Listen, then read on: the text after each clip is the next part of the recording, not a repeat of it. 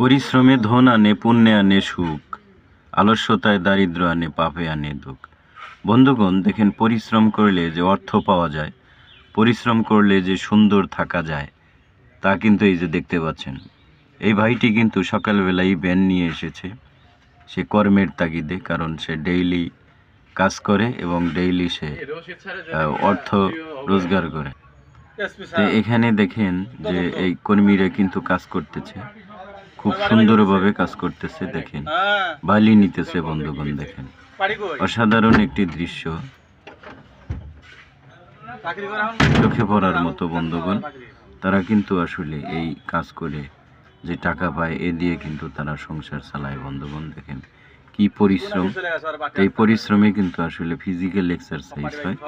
Physical exercise হলে কিন্তু শরীরটা ভালো থাকে। এদিকে কিন্তু কর্ম করলেও কিন্তু টাকা পাওয়া যায়। অসাধারণ একটি অনুভূতি, অসাধারণ একটি সিস্টেম। বন্ধুগণ, আসুন আমরা ক্ষুদ্র উদ্যোক্তা হই, জবলেস না থেকে আসলে পরিশ্রম করি। পরিশ্রম করলেই কিন্তু টাকা পাওয়া যায়। আর এদের জন্য শুভকামনা থাকলো।